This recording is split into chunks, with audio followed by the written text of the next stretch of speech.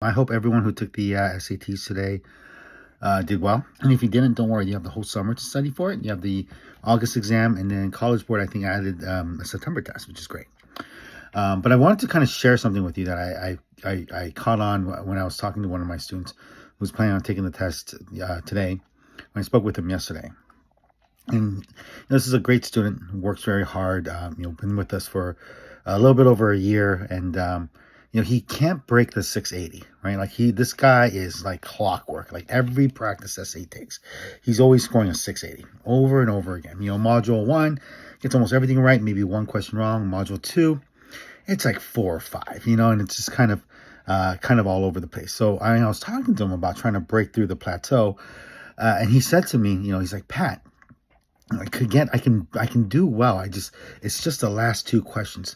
And I was like, well, what do you mean? And he's like, well, I'm trying really hard to just finish everything I can so I can get to the last 2 questions.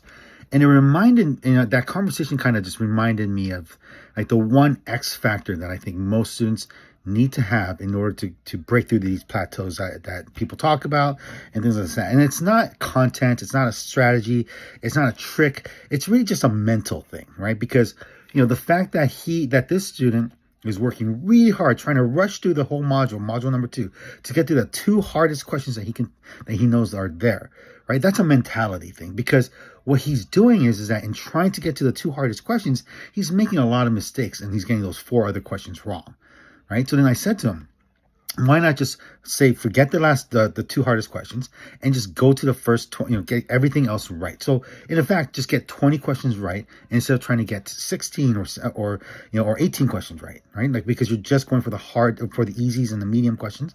The 2 hard questions, you're going to probably get them wrong anyway. You're going to spend the most amount of time. Why do it? It's not worth it. And he says, I know, but I just can't help it. And it is that mentality, right? Like, it's the reason why this test is so hard to beat isn't because it's actually a hard test, because any kid, any part of the world will tell you that the math isn't that hard. It's hard to beat because we are trained to do things a certain way. And because of that part that to break is the hardest part, right? That mentality. Like, if I tell every adult that this is all they have to do, they'll say it makes sense. If I tell any high school student that this is what they have to do, they'll say it makes sense. But then when they try it, it becomes very difficult to do. Okay, so sharpen up the mind, right? Like, it's keep that in mind as you're kind of practicing for this. It's not just what you know, but what you do on the test that matters. Okay, follow me for more content like this.